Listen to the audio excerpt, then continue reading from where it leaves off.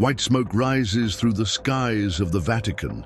Millions of believers around the world wait anxiously, their eyes fixed on the iconic St. Peter's Basilica. The decisive moment is approaching.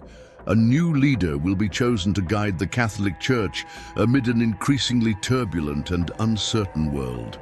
The conclave is on its way, and according to experts, one name in particular has stood out among the cardinals. But who is this man? What could his possible ascension to the papacy mean for the Christian faith? And most importantly, do the scriptures reveal anything about this crucial moment? The election of a pope is not just a religious event. It is a decision that shapes not only the future of the Church, but also affects political, social, and spiritual issues on a global scale. Since the early days of Christianity, papal succession has been shrouded in mysteries, intrigues, and even prophecies. For many Bible scholars, the new pope may not just be a religious leader, but a sign of the times humanity is living in. The Bible does not directly mention the office of the pope, but it addresses the importance of spiritual leadership and the challenges it faces. Jesus Christ entrusted Peter with the mission of building his church, saying, "You are Peter, and on this rock I will build my church, and the gates of Hades will not overcome it." Matthew 16:18. This verse is interpreted as the foundation for apostolic succession, the theological justification for the existence of popes. But has this lineage always been conducted in the proper manner? Since the founding of the Church, the selection of Peter's successors has been a complex and often controversial process. In the early centuries of Christianity, the bishops of Rome were elected by the clergy and the people. Over the centuries, the election became increasingly centralized in the figure of the cardinals, resulting in what we know today as the conclave. The term comes from the Latin cum-clave, meaning with key, referring to the isolation of the cardinals during the voting process. In theory, the conclave should be guided solely by the Holy Spirit, but history shows us that political factors and human interests have often directly interfered in the choice of the new pope. There were times when secular power significantly influenced the papal decision. In the medieval period, for example, kings and emperors directly intervened, forcing the election of popes aligned with their interests.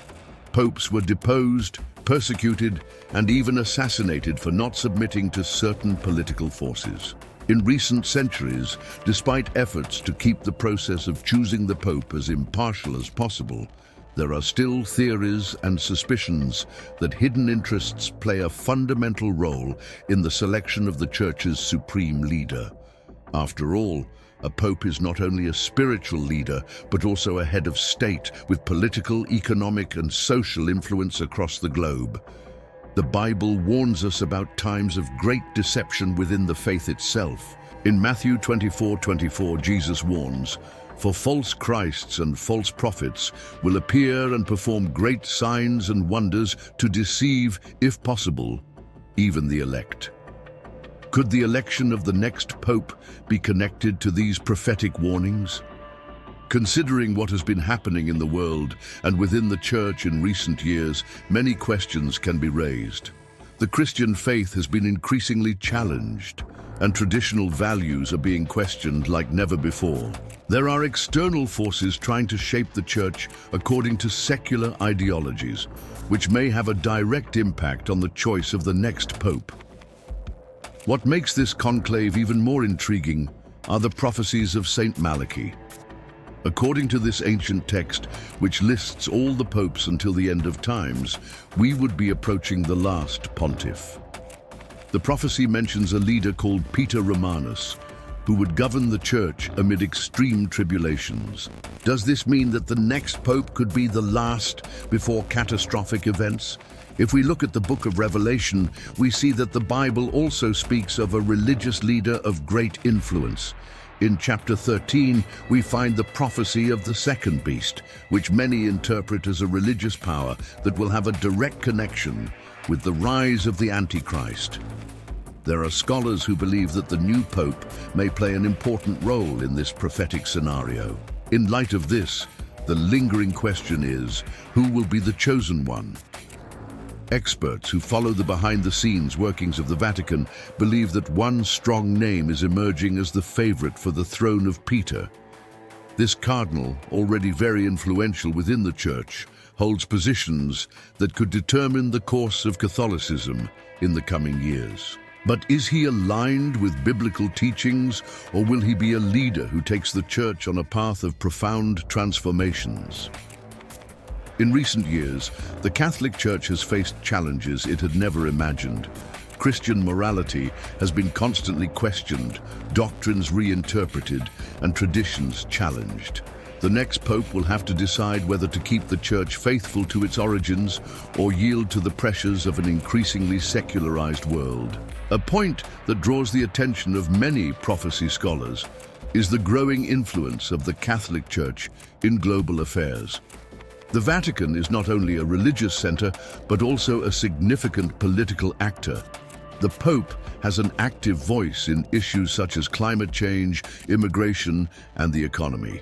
If the new Pope expands this role even further, we may see the strengthening of a global authority with impact not only in the religious realm, but also in governance. In this scenario, many ask, are we approaching the moment described in 2 Thessalonians 2:3-4? The Apostle Paul wrote, "Let no one deceive you in any way, for that day will not come unless the rebellion comes first and the man of lawlessness is revealed, the son of destruction, who opposes and exalts himself above every so-called God or object of worship, so that he takes his seat in the temple of God, proclaiming himself to be God." What did Paul mean by this warning? Was he talking about a religious leader who would place himself at the center of worship, diverting true faith? Could this be related to the future of the Catholic Church? The world watches attentively. The conclave is approaching, and with it, a new era for Christianity. The faithful wait, pray, and wonder what is to come. Meanwhile, the cardinals prepare to enter the Sistine Chapel, where they will decide who will be the next successor of Peter. But now I want to know your opinion. Do you believe that the choice of the next pope is linked to a divine plan or a human scheme? Are we living in prophetic times that could alter the course of history? Leave your comment and share this video so that more people can reflect on this crucial issue. The history of conclaves is full of moments that have shaped the course of Christianity. Since the 13th century, when Pope Gregory VI instituted the current format for papal elections, the cardinals have met in absolute secrecy to choose Peter's successor. The isolation, the secret ballots, and the emblematic white smoke are traditions that fascinate the world.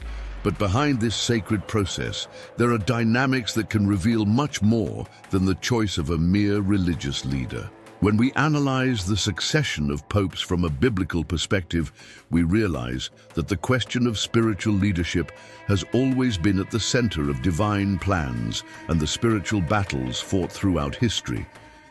In the Old Testament, God chose Moses to lead the people of Israel, establishing a leader capable of guiding them through the desert to the Promised Land. But this choice was not made without challenges. Moses faced opposition within his own people, severe trials, and even internal rebellions, such as the episode of Korah, Dathan, and Abiram, described in Numbers 16. This episode reminds us that spiritual power has always been the target of disputes, and that not every established leadership is necessarily approved by God. If we look at the times of Jesus, we see that the religious leaders of the time, the Pharisees and Sadducees, held great authority, but were corrupted by the desire for power and by straying from divine principles. Jesus severely admonished them, calling them whitewashed tombs, Matthew 23:27. For outwardly they seemed righteous, but inwardly they were full of hypocrisy and iniquity. This warning resonates to this day. Is the leadership of the Catholic Church still faithful to Christ's teachings?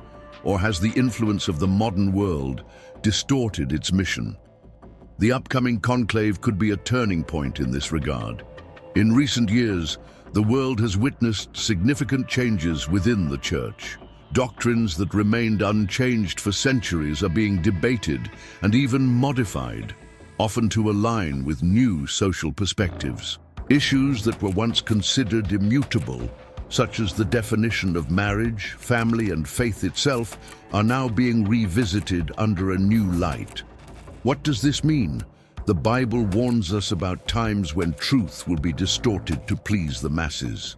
In 2 Timothy 4:3, Paul wrote, "For the time will come when people will not endure sound doctrine, but having itching ears, they will accumulate for themselves teachers to suit their own passions."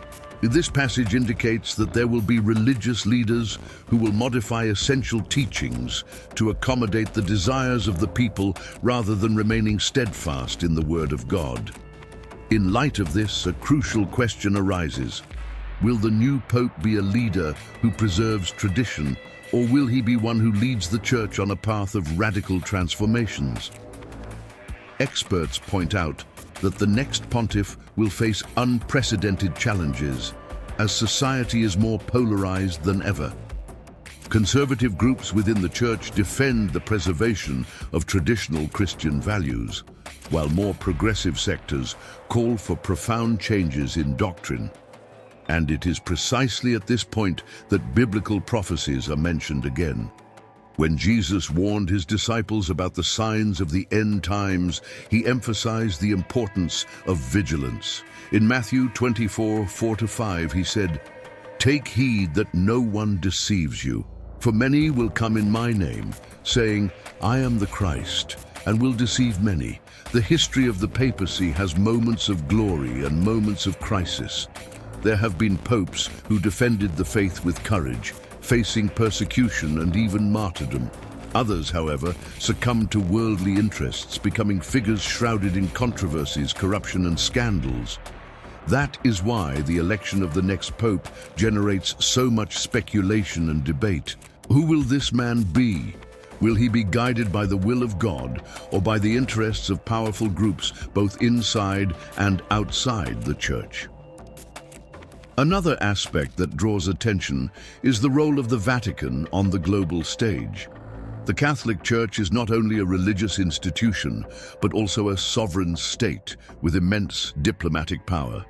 The Pope is one of the most influential leaders on the planet, with access to heads of state, international organizations, and millions of believers around the world. This unique position means that the papal election has implications that go far beyond the spiritual realm.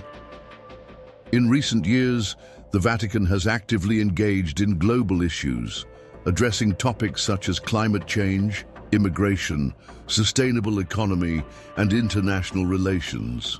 Depending on who is elected, the next pope may further expand this influence, becoming a global mediator in times of crisis. For some, this may be positive, as the Church would assume a role of pacification and moral leadership.